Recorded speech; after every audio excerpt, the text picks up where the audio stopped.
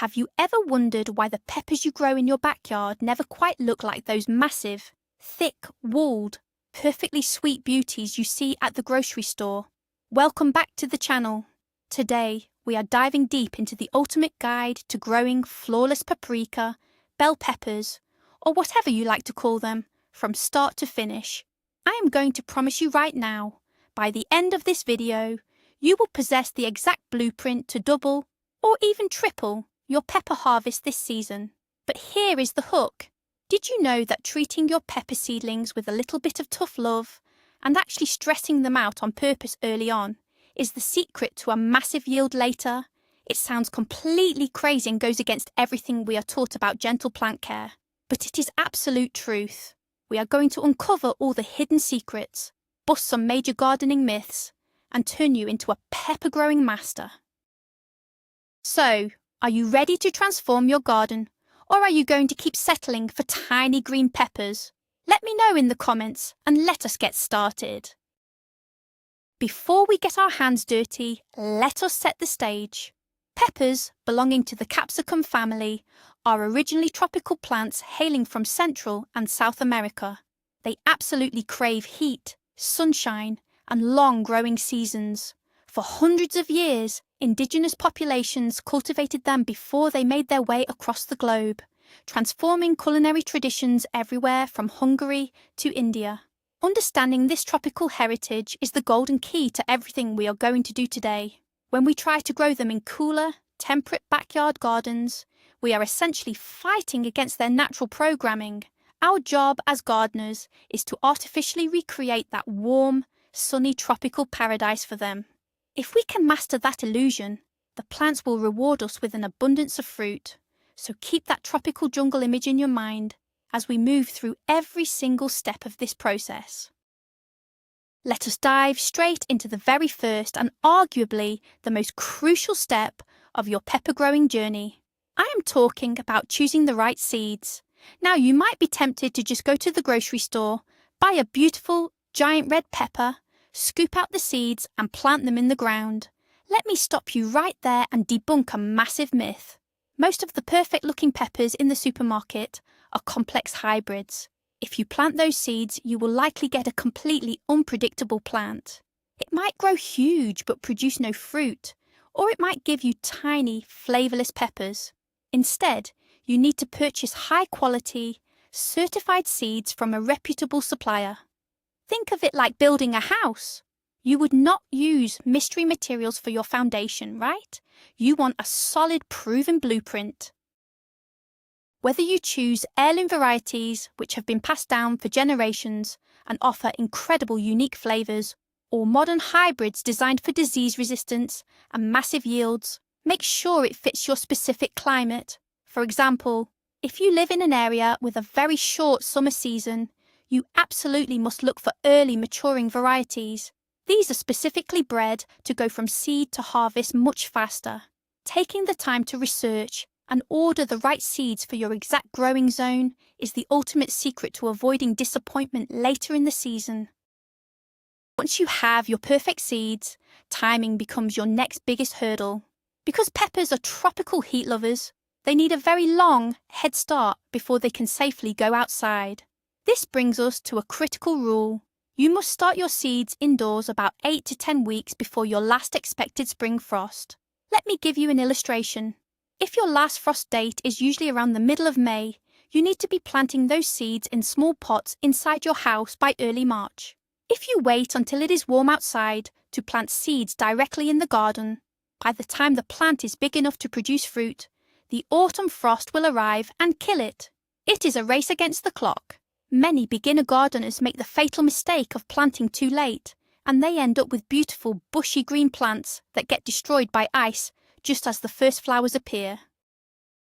So, grab a calendar, find your local frost dates online, count backward by 8 to 10 weeks, and mark that date in bright red ink. That is your official pepper planting day, and sticking to it is non-negotiable for a successful harvest. Now let us talk about the dirt. And notice I did not say soil.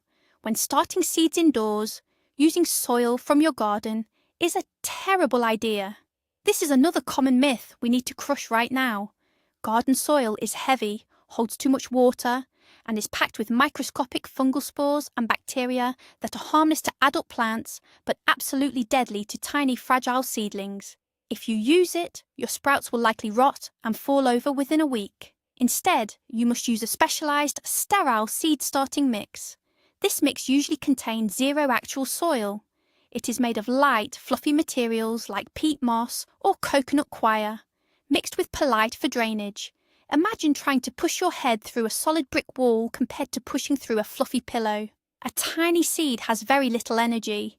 It needs that light, airy mix to easily push its first roots down and its first leaves up towards the light. Spending a few extra dollars on a high-quality, sterile seed starting mix is like buying an insurance policy for your baby plants. It ensures they start their life in a clean, disease-free, and perfectly textured environment. So, your seeds are planted in the perfect fluffy mix. What is next? Heat. Remember their tropical origins. Pepper seeds are notoriously stubborn and slow to germinate, especially compared to things like tomatoes. If you just leave the pots on your kitchen counter at normal room temperature, you might be waiting 3 or 4 weeks to see a sprout, and many seeds might just rot in the cold, wet soil. To wake them up fast, they need the soil temperature to be between 80 and 90 degrees Fahrenheit. The absolute best way to achieve this is by using an electric seedling heat mat. You place this waterproof mat right under your seed trays. It provides a gentle, consistent bottom heat that tells the seeds it is a hot, tropical spring and time to wake up. As an illustration, think of baking bread. Yeast needs a warm environment to rise and become active. Your pepper seeds are exactly the same. With a heat mat, you can slash germination time from 3 weeks down to just 7 or 8 days. It is a total game changer and one of the best investments any serious pepper grower can make. Congratulations, your seeds have sprouted. But now they face their next big challenge: light. Here is a heartbreaking reality for many indoor gardeners. A sunny windowsill is almost never bright enough for pepper seedlings. The glass filters out the good rays and the light only comes from one direction. If you rely on a window, your seedlings will grow tall, thin, pale, and incredibly weak as they desperately stretch toward the sun. We call these leggy seedlings, and they rarely survive the transition outdoors. You need to provide them with intense, direct artificial light. You do not need expensive, specialized equipment. Even a basic fluorescent shop light or a bright LED panel will work perfectly. The secret is the distance. You must keep the lights incredibly close to the tops of the plants, literally just 2 or 3 inches above their leaves. Imagine you are reading a book in the dark. You want the flashlight right over the page, not across the room. You will need to raise the lights gradually as the plants grow. Keep these lights on for about 14 to 16 hours every single day. This intense light builds strong, thick stems that can handle the outdoor winds later on. As your seedlings grow under those bright lights, they will eventually outgrow their tiny starter cells. This brings us to the crucial step of potting up, or the first transplant, when the seedlings have developed their second set of leaves, which we call the true leaves. It is time to move them into slightly larger pots. This gives their roots room to expand, so they do not become tangled and root-bound. Now, here is a professional tip for handling these delicate babies. Never, ever pull the seedling by its main stem. The stem is like the plant's spine. If you crush it or snap it, the plant is dead instantly. Instead, always gently lift the seedling by holding onto one of its leaves. If a leaf tears, the plant can easily grow a new one. But if the stem breaks, it is game over. Carefully lift the root ball out with a spoon or a small stick and place it into a new pot filled with high-quality, nutrient-rich potting soil. Water it in gently. This little move gives them a massive boost in space and food, preparing them for the big, wide world outside. We are getting closer to planting day, but wait! You cannot just take your pampered indoor plants and shove them out into the harsh garden. That brings us to a vital process called hardening off. Imagine you have spent the entire winter locked inside a dark, cozy house, and suddenly someone throws you outside in the blazing sun and freezing wind with no coat and no sunscreen. You would be miserable, right? Your plants feel the exact same way. Hardening off is a gradual acclimatization process that takes about a week to 10 days. On the first day, you place your pepper plants outside in a completely shaded, sheltered spot protected from the wind for just 1 or 2 hours and then bring them back inside. The next day, you leave them out for 3 hours, maybe with a tiny bit of dappled morning sunlight. Day by day, you slowly increase their exposure to direct sun, wind, and outdoor temperature swings. This gentle introduction physically changes the plants. Their stems thicken, their leaves get tougher, and they build natural defenses against the sun. Skipping this step is a guaranteed way to kill your beautiful seedlings on day 1. While your plants are getting used to the outdoors, you need to select the absolute perfect spot for them in your garden. Location is everything when it comes to sweet peppers. First and foremost, they demand full, unadulterated sunshine. We are talking a minimum of 8 solid hours of direct sunlight every single day. If you plant them in the shade of a large tree or a building, they will grow leaves, but they will refuse to set flowers or produce any meaningful fruit. Secondly, you must practice crop rotation. This is a brilliant old farming secret. You should never plant peppers in the exact same spot where you planted tomatoes, eggplants, or potatoes the previous year. All of these plants belong to the nightshade family, and they all share the exact same soil-borne diseases and pests. If you plant them in the same spot year after year, pests and fungal spores will build up in the dirt and attack your new plants immediately. Think of it like moving to a clean hotel room instead of sleeping in a dirty one. Always find a fresh patch of soil that has not seen a nightshade plant in at least 2 or 3 years for the best results. Now that you have chosen the perfect sunny spot, it is time to prepare the soil. Peppers are heavy feeders, meaning they need a lot of nutrition to produce those big, heavy fruits. Simply digging a hole in hard, dead clay will not cut it. You need to turn your garden bed into a luxurious feast for the roots. Start by working a generous amount of rich, dark, organic compost into the top 6 to 8 inches of your soil. Compost is like magic. It improves drainage in heavy clay, helps sandy soil retain moisture, and is packed with slow-release nutrients. Furthermore, peppers prefer their soil to be slightly acidic, with a pH level somewhere between 6.0 and 6.8. If your soil is too alkaline, the plant literally cannot absorb the nutrients, even if they are present in the dirt. It is like having a locked refrigerator full of food. You can easily test your soil with a cheap kit from a garden centre. If you prepare this rich, well-draining, slightly acidic bed, you are laying the ultimate foundation for a massive, healthy root system, which is the engine that drives your entire pepper harvest. The day has finally arrived. Your plants are hardened off, the soil is warm, and there is absolutely no danger of frost. It is time to plant. But hold on, because here is another major gardening myth that ruins thousands of pepper plants every year. Many people learn that when you plant tomatoes, you should bury them extremely deep, burying part of the main stem so it grows extra roots. People assume peppers work the same way. Do not do this. This is a fatal mistake for peppers. Unlike tomatoes, pepper stems do not easily grow roots when buried in wet soil. Instead, they usually just rot, and the plant slowly suffocates and dies from a disease called collar rot. You must plant your pepper seedlings at the exact same depth they were growing in their little pots. The soil line should perfectly match up. Also, make sure you give them plenty of space. Plant them about 18 to 24 inches apart.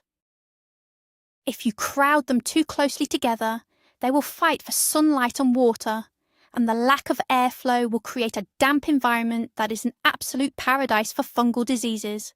Give them room to breathe and grow. Let us discuss watering, which is where many well-meaning gardeners accidentally destroy their crops. The biggest mistake is giving the plants a little splash of water every single day. This encourages the roots to stay right at the hot, dry surface of the soil, making the plant incredibly vulnerable to drought and stress. You want to train your pepper roots to grow deep into the earth. The secret is deep. in frequent watering. You should thoroughly soak the soil at the base of the plant once or twice a week, depending on how hot it is. Imagine you are trying to soak a thick sponge all the way through, not just misting the top. Allow the top inch or two of soil to dry out completely before you water again. Peppers actually enjoy a tiny bit of stress. Letting them dry out slightly before a deep soak encourages massive root expansion. Also, always water at the base of the plant, right into the soil. Try to keep the leaves completely dry. Wet leaves overnight are an open invitation for bacterial spots and fungal infections to take hold and ruin your beautiful foliage. Right after you plant and water your peppers, there is one more essential step you must take to protect them: mulching. Leaving the soil bare around your plants is like walking outside in winter without a coat. The sun bakes the soil, evaporating all your hard-earned water, and weed seeds quickly take over and steal nutrients. Applying a thick 2 to 3 inch layer of organic mulch around the base of your pepper plants solves all of these problems instantly. You can use clean straw, dried grass clippings, or shredded leaves. This mulch acts like a protective blanket. It completely blocks out the sunlight from hitting the soil, which stops weed seeds from germinating. More importantly, it keeps the soil temperature stable, preventing it from getting too hot during the day or too cold at night. And most importantly, it locks in moisture, meaning you have to water far less frequently. As an illustration, think of putting a lid on a pot of boiling water. It traps the moisture inside. Mulching is the lazy gardener's secret to less weeding, less watering, and significantly happier, healthier pepper plants. As your peppers settle into their new home and start pushing out new green leaves, it is time to talk about food. In the early stages of growth, before any flowers appear, your plant has one main job: to grow a massive, sturdy frame. To build strong stems and lots of lush, green leaves, the plant needs nitrogen. About 2 weeks after you transplant them into the garden, you should apply a gentle, nitrogen-rich, organic fertilizer. A liquid fish emulsion or a diluted seaweed extract is absolutely perfect for this stage. It is like giving a growing teenager a high-protein diet. The nitrogen fuels rapid vegetative growth. However, you must be incredibly careful not to overdo it. If you dump massive amounts of chemical nitrogen on your plants, they will grow into gigantic, beautiful dark green bushes, but they will be so focused on making leaves that they will completely forget to produce any flowers or fruit. You will end up with a gorgeous ornamental bush and zero peppers for your salad. So use a light hand, feed them organically, and focus on building a strong structural foundation for the fruit to come. Now we arrive at one of the most controversial topics in the pepper growing community: pruning, specifically a technique called topping. When your pepper plant is about 8 to 10 inches tall, right before it starts branching out, you can take a pair of clean scissors and literally cut off the very top growing point of the main stem. I know, it sounds absolutely terrifying. It feels like you are killing your precious plant. But here is the secret science behind it. By cutting off the top, you break the plant's apical dominance. This forces the plant to send all its energy into growing multiple side branches instead of just one tall, weak central stem. Imagine a hydra from mythology. You cut off one head and 2 more grow back. The plant becomes significantly shorter, bushier, and sturdier. A bushy plant has way more branches, which means way more locations for flowers to bloom, which ultimately results in double the amount of fruit. Plus, a shorter, wider plant is far less likely to be snapped in half by a strong summer storm. While it is hard to do, topping your peppers is a pro tip for maximizing your yield. Whether you decided to top your plants or let them grow tall naturally, you absolutely must provide them with physical support.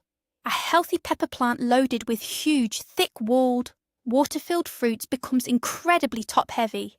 Add a heavy summer thunderstorm or a strong gust of wind, and without support, those main branches will easily snap right off, ruining months of hard work in a matter of seconds. Do not wait until the plant is falling over to try and rescue it. The best practice is to pound a sturdy bamboo stake or a wooden pole deep into the ground, right next to the plant when it is still small. As the plant grows, use soft garden twine or strips of old cotton t-shirts to gently tie the main stem and heavy branches to the stake. Remember to tie it loosely. The stem will continue to thicken, and if you tie it too tight, the string will cut into the plant and strangle it. Think of it like providing a strong crutch for someone carrying a massive backpack. Proper staking ensures your harvest stays safe and off the muddy ground. Eventually, your healthy green plants will start producing beautiful little white flowers. This is the exciting part, but those flowers need to be pollinated to turn into fruit. Now here is an interesting fact that busts another myth. You do not strictly need bees to pollinate pepper flowers. Pepper blossoms are actually self-pollinating. This means both the male and female parts are located inside the exact same flower. All it takes is a gentle vibration to knock the pollen loose so it falls into the right place. In an outdoor garden, a gentle summer breeze is usually enough to get the job done. However, if the air is perfectly still, or if you're growing your peppers inside a greenhouse or on a covered balcony, you need to step in and help. You can become the pollinator. Simply walk by your plants once a day and give the main stem a gentle but firm shake. Just a quick vibration is all it takes. You will sometimes actually see a tiny puff of yellow pollen fall from the flowers. This incredibly simple trick guarantees that almost every single flower will successfully set fruit, massively increasing your final harvest. No garden is complete without a few unwanted visitors, and pepper plants have their fair share of enemies. The most common villains you will encounter are aphids. These are tiny, pear-shaped green or black bugs that cluster by the hundreds on the undersides of new leaves and right at the growing tips. They literally suck the sweet sap right out of the plant, causing the leaves to curl up, turn yellow, and eventually die. If you see ants marching up and down your pepper stems, that is a massive red flag, because ants actually farm aphids to drink the sticky honeydew they produce. But do not reach for harsh toxic chemicals. The easiest organic fix is surprisingly simple. Take your garden hose, put a nozzle on a sharp spray setting, and physically blast the aphids right off the leaves with cold water. They are soft-bodied and cannot climb back up. For severe infestations, spraying the leaves with a mixture of water, a few drops of dish soap, and organic neem oil in the evening will smother the bugs completely. Vigilance is your best weapon. Check the undersides of your leaves at least twice a week. Aside from bugs, diseases can also threaten your dream harvest. The absolute most heartbreaking issue pepper growers face is called blossom end rot. You go out to check your beautiful growing green peppers, only to discover a disgusting, sunken, black, leathery patch on the very bottom of the fruit. It ruins the pepper completely. Now, many people will tell you this is caused by a lack of calcium in the soil, and they will tell you to instantly dump crushed eggshells around the plant. Here is the truth. While it is a calcium deficiency inside the fruit, your soil almost certainly has plenty of calcium already. The real problem is wildly inconsistent watering. Calcium travels through the plant dissolved in water. If the soil gets bone dry, the water stops flowing, the calcium stops moving, and the fast-growing tip of the fruit simply dies. Eggshells take months to break down and will not fix the immediate problem. The true secret to stopping blossom end rot is maintaining perfectly even soil moisture. This goes back to our earlier rules: deep, consistent watering, and a thick layer of mulch to lock that moisture in. Fix your watering habits and the black spots will stop appearing. As your plant shifts its energy from growing leaves to growing huge, heavy fruits, its dietary needs completely change. The nitrogen-heavy fertilizer that we used early on to build the leafy frame must be stopped. If you keep feeding them high nitrogen now, they will drop their flowers and just grow more leaves. Once the first little peppers start forming, you need to switch to a fertilizer that is high in phosphorus and potassium. Phosphorus is the engine that drives massive root systems and flower development, while potassium is the secret ingredient that makes the fruits grow incredibly large, thick-walled, and perfectly shaped. Organic options like bone meal, which is packed with phosphorus, or a specialised organic tomato and pepper food, are perfect for this stage. You can apply this as a side dressing, gently scratching it into the surface of the soil, around the drip line of the plant, right under the edge of the leaves. Water it in well. Providing this specific mix of nutrients during the fruiting stage is exactly how the commercial farmers get those giant, prize-winning peppers you see at the market. Finally, after months of careful tending, we reach the most rewarding moment, the harvest. But knowing exactly when to pick your peppers is the final secret to success. Here is a massive mind-blowing fact for many beginners. Almost every single green bell pepper you have ever eaten is just an unripe pepper. There is no such thing as a green pepper plant.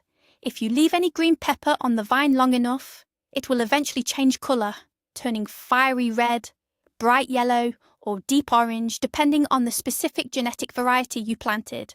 While you absolutely can pick and eat them while they are green and crunchy, leaving them on the plant to fully ripen and change colour completely transforms the flavour.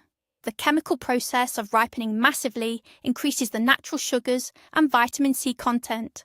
A fully red, vine-ripened sweet pepper is incredibly sweet and complex, miles away from the slightly bitter taste of a green one. Use a sharp pair of pruning shears to cut the stem. Never just yank the pepper with your hands, or you risk breaking the entire branch. Patience truly pays off in the garden, and waiting for that full colour change is the ultimate reward. And there you have it, my friends. We have journeyed all the way from a tiny, dormant seed, waking up on a warm heat mat, navigating the dangers of indoor lighting, surviving the great outdoors, battling pests, and finally reaching that glorious moment of harvesting a massive, perfectly sweet, vividly coloured pepper. The transition that happens when you wait just a little bit longer, allowing that green fruit to turn a brilliant, fiery red right there on the vine, is nothing short of magical. It is a completely different culinary experience that you simply cannot buy in a standard grocery store. That first satisfying, crunchy, sweet bite of a pepper you grew from scratch is the ultimate gardener's reward. To sum it all up, choose the right seeds, start them warm and early, master the art of deep watering, use mulch like a professional, and be brave enough to prune for a bushier plant. If you follow these steps, you will never have to settle for a mediocre harvest again. Thank you so much for hanging out with me and talking plants today. If you learnt something new, please hit that subscribe button, give this video a big thumbs up, and share it with a friend who loves to garden. Now, I have a question for you to get the conversation started. What is your absolute favourite variety of pepper to grow? And do you prefer them sweet or super spicy? Drop your answers in the comments below, and I will see you in the next video.